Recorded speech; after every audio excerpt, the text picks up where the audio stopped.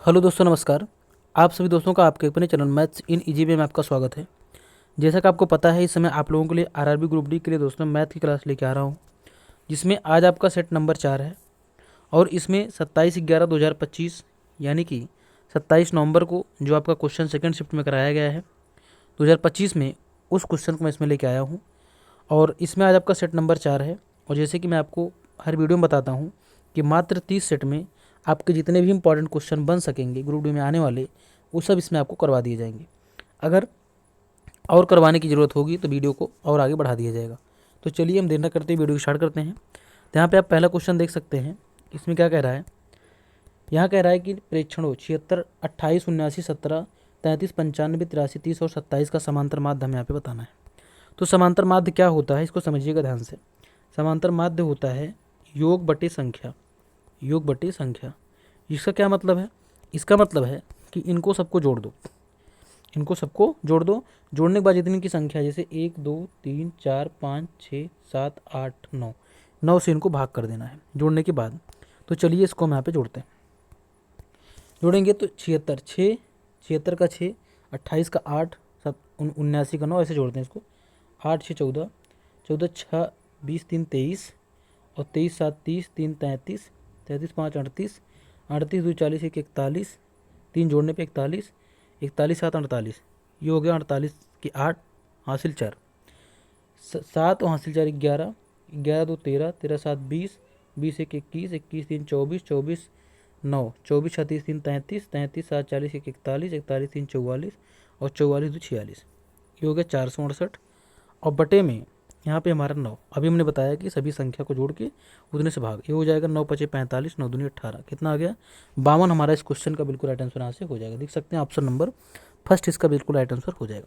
ये आपके सब दोस्तों PYQ, अगर आपको विश्वास नहीं है तो आप लोग इसको जा करके गूगल से या कहीं से भी आप इसको देख सकते हैं ये क्वेश्चन हमारा कब का है। जैसे कि मैंने जो आपको थंबनेल में दिखाया, ये वही का क्वेश्चन है, उसी डेट के क्वेश्चन है। अब चलिए हम आगे चलते हैं। एक दुकानदार ने एक वस्तु 12.5% लाभ पर 85.5 रुपये में बेची। यदि उसने उसे 81.70 में बेचा होता तो उसका लाभ या हानि प्रतिशत हमें यहाँ पे कितना, ये हमको बताना है। तो इसको हमें कैसे करना है, चलिए इसको बताते हैं। अब इसके लिए जैसे कि सिंपल सा, अगर मैं आपसे कहूँ कि कोई वस्तु 12% लाभ पर बेची जा रही है तो 100% कोई वैल्यू पहले से होती है। अब इसमें एक 12 जुड़ जाएगा तो 112% हो जाएगा, मतलब कि वो 112% टोटल लेगा। ठीक है। अब इसे करना कैसे, चलिए मैं आपको इसको बताता हूँ। जैसे ये जो हमारा 85.50 लिखा हुआ है, ये हमारा SP यानी कि सेलिंग प्राइस यानी कि विक्रय मूल्य है। और ये हमारा जो लिखा हुआ 12.5%, ये हमारा इसका प्रॉफिट है यानी कि लाभ है। ठीक है। तो हमें निकालना पहले CP। क्या निकालना है? CP यानी कि क्रय मूल्य जितने में वो खरीदा हुआ था। तो कैसे निकालेंगे? ये जो हमारा विक्रय मूल्य है, विक्रय मूल्य मतलब कि 85.50, ये हमारा जो विक्रय मूल्य है, इसको हम 100 से गुणा करेंगे। 100 से गुणा करेंगे। 100 से गुणा करने के बाद 100 से गुणा करने के बाद इसको 112.5 से इसको हम भाग करेंगे। क्यों करेंगे? क्योंकि 12.5 जोड़ के 100 में 112 हो जाएगा। अब इसी को हम यहाँ पे सॉल्व करेंगे। अब इसको जब सॉल्व करेंगे आगे, तो 2 नंबर पॉइंट है, 100 से गुणा होगा, पॉइंट खत्म हो जाएगा, मतलब ये हमारे पास आ जाएगा 8550, ये आ गया। और नीचे हमारा जो आया, ये देखिए, इसको हम काट के पॉइंट, इसमें एक जीरो भी और बढ़ा देते हैं। अभी हो गया 1125, हमारा ये हो गया। ठीक है।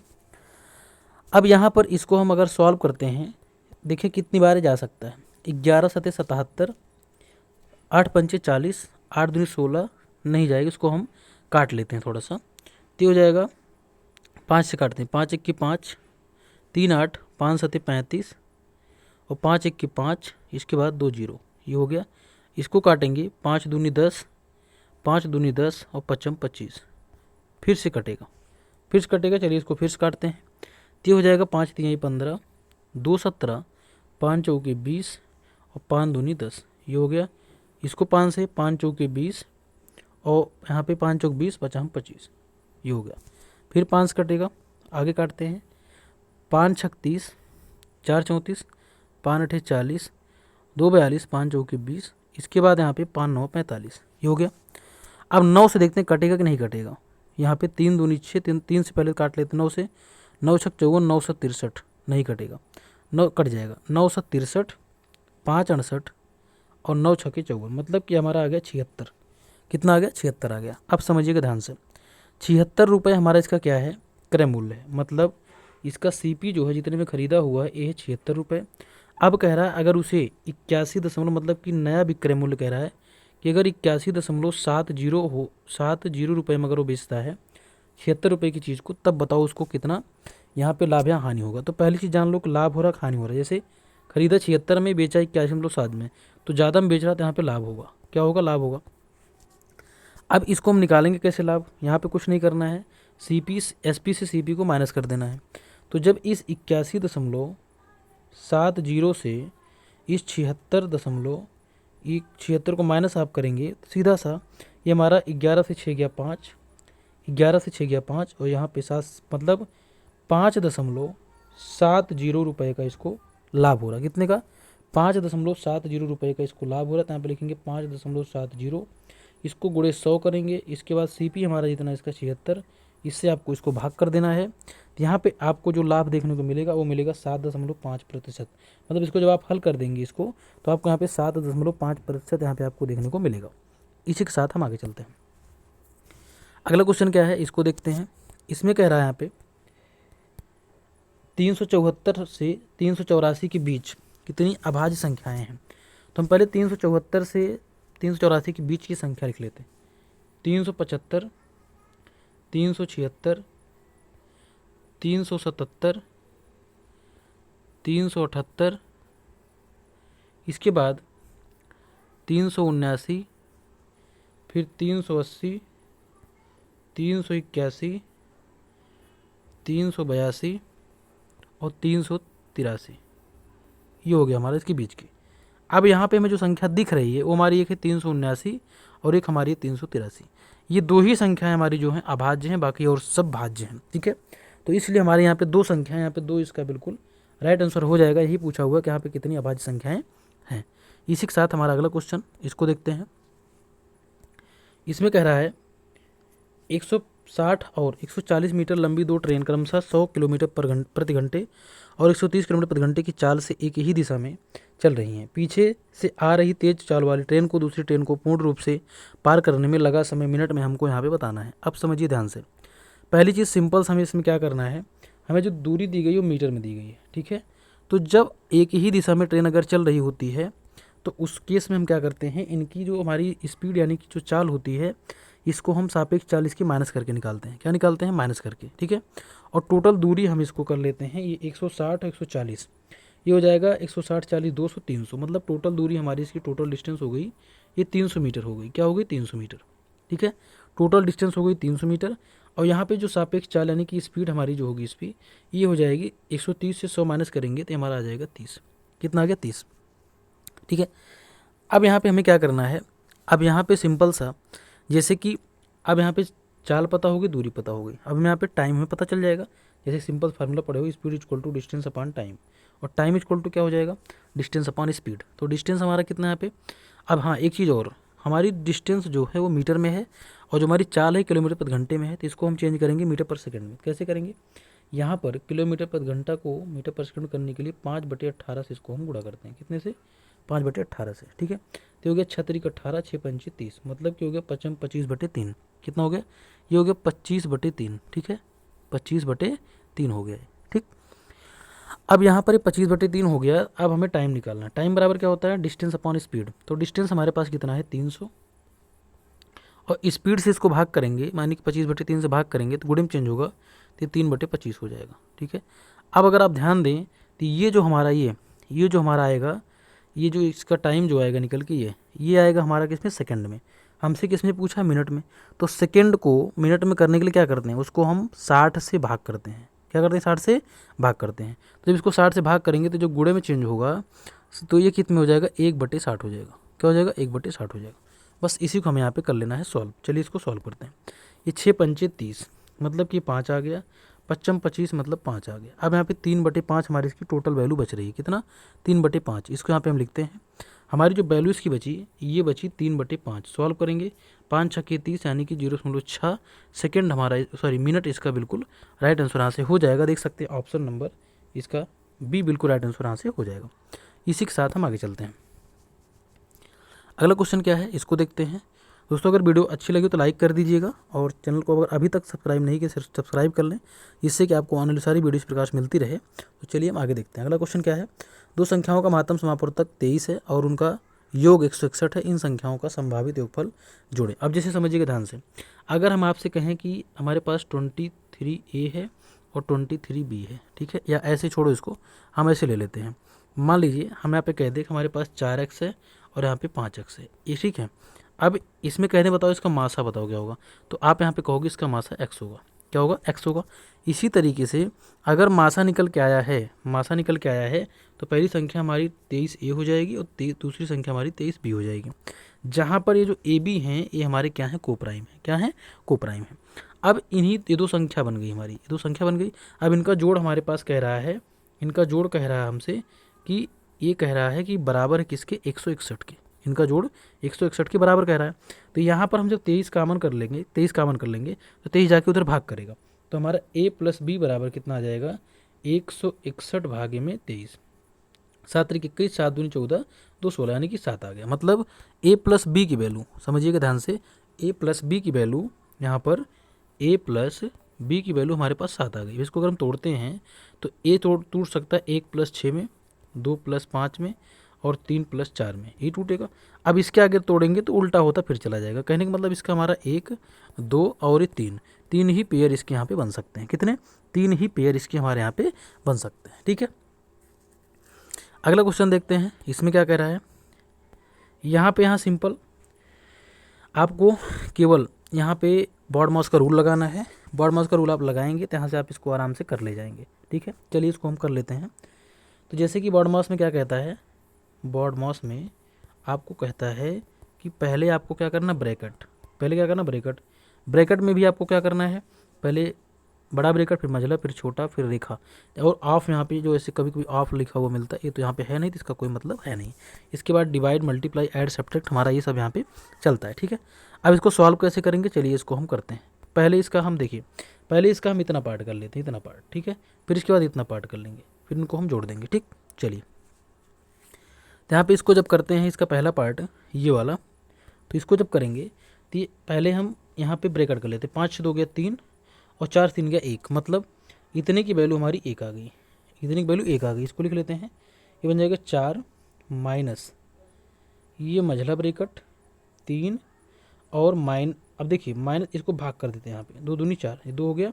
अब फिर यहाँ पे प्लस क्या हो जाएगा, यहाँ पे ये दूसरा बड़ा ब्रैकेट है, ये बड़ा है। अब यहाँ पे प्लस, अब प्लस के बाद यहाँ पे आप अगर देखेंगे तो क्या हो जाएगा, 5 से 2 गया 3 और 4 से 3 गया 1, ये हमारा 1 आ गया। ठीक है, ये बड़े ब्रैकेट के अंदर। ठीक, अब यही सेम काम इसके साथ करेंगे यहाँ पे तो यहाँ पे क्या होगा, 4 से 2 गया 2, ठीक है, और 3 दूनी 6, 3 दूनी 6। अब इसको लिखेंगे कैसे, देखो 4 प्लस, इसको भाग कर लेंगे पहले, 2 9 18, 2 9 18। अब यहाँ पे देखिए 9 आ गया। अब यहाँ पे क्या होगा, 4 से 2 गया 2, 3 दूनी 6, मतलब गुणे में हमारे पास 6 आ गया। ठीक है, ये 6 हो गया।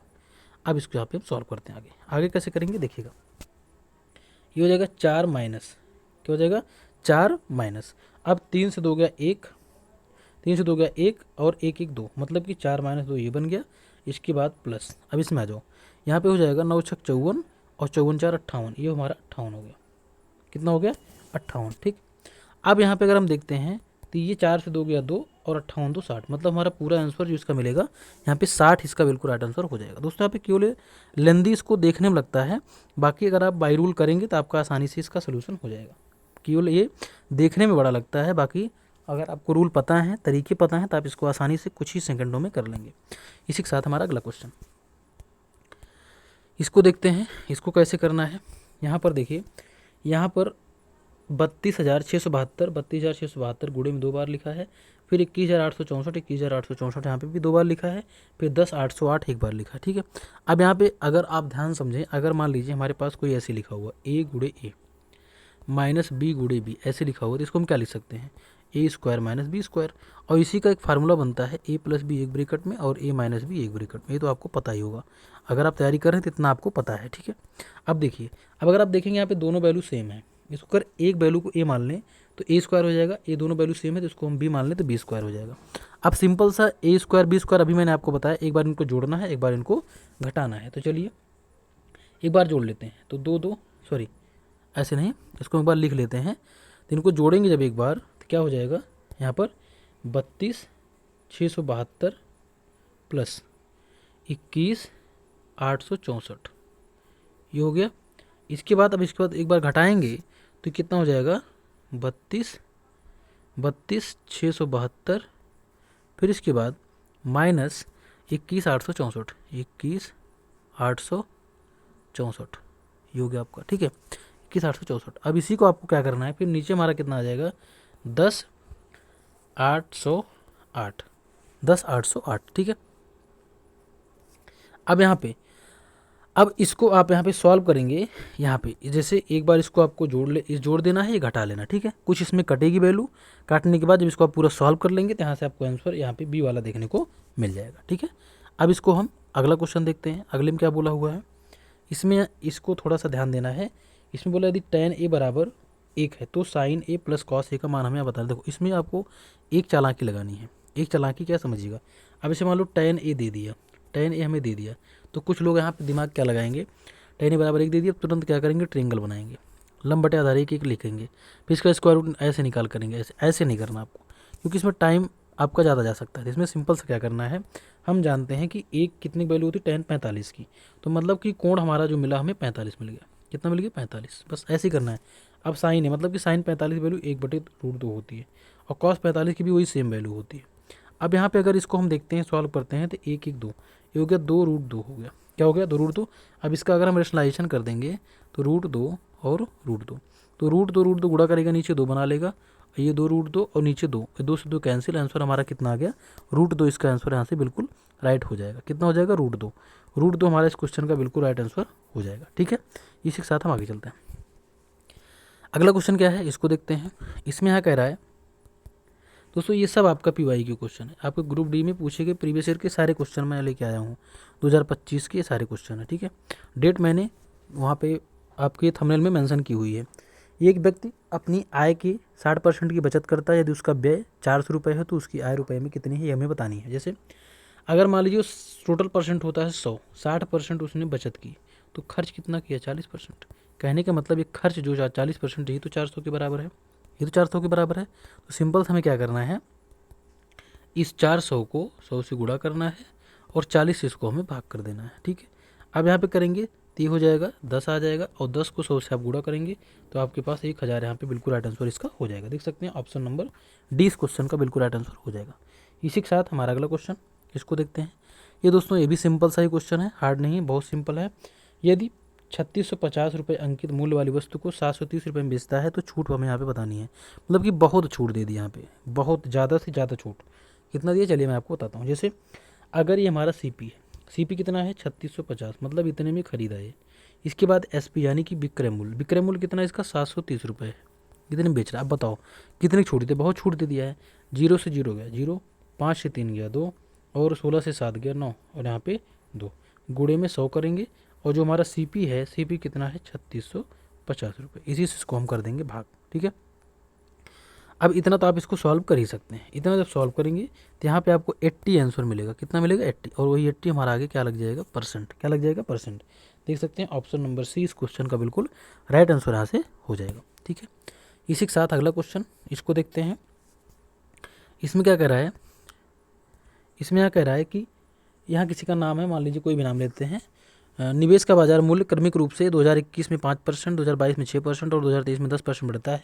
यदि प्रारंभिक मूल्य 5,50,000 था तो 2023 के अंत में इसका मूल्य कितना होगा, हमें ये बताना है। तो इसका तरीका मैं आपको बता दे रहा हूँ, सिंपल सा आपको क्या करना, देखिए जैसे कि ये 5,50,000 जो है, ठीक है, ये 5,50,000 जो है, अगर ये पहली बार 5% बढ़ रहा है तो मतलब 105% ये हो जाएगा। और फिर ये यहाँ पे 6% बढ़ रहा है तो 106%, यानी कि 106/100, और फिर ये 10% बढ़ रहा है तो 110/100 ये हो गया, ठीक है। बस आपको कुछ करना ही नहीं है, केवल आपको एक कैलकुलेशन कर लेनी है, इतने का आप कैलकुलेशन कर लेंगे तो यहाँ से आपको जो आंसर देखने को मिलेगा वो मिलेगा आपको यहाँ पे 6,73,365 यहाँ पे इसका आंसर हो जाएगा। अगला क्वेश्चन है हमारा क्या है, इसको हम देखते हैं। इसमें यहाँ कह रहा है एक भाई अपनी बहन से 6 वर्ष बड़ा है, उसकी वर्तमान आयु का योगफल 38 वर्ष है। अब से 15 वर्ष बाद बहन की आयु क्या होगी। देखिए एक भाई, यानी कि यहाँ पे लिख लेते हैं ब्रदर और यहाँ पे लिख लेते हैं सिस्टर, ठीक है। एक भाई अपनी बहन से 6 वर्ष बड़ा है, भाई बहन से 100, इसको मान लेते हैं इसका हो जाएगा 6 वर्ष बड़ा है, ठीक है। अब कह रहा है कि दोनों की आयु का योगफल 38 है, तो इसको जोड़ेंगे एक्स एक्स 2x प्लस 6 बराबर 38, ये हो गया। अब यहाँ पर 38 हो गया, अब 6 जाकर उधर माइनस करेंगे 32 आ जाएगा, 2 से भाग करेंगे तो यहाँ पे 16 आ जाएगा। मतलब कि 16 यहाँ पे पूछा है, एक्स की वैल्यू हमारी 16 आई, यानी कि सिस्टर की उम्र हमारी 16 यहाँ पे मिल गई।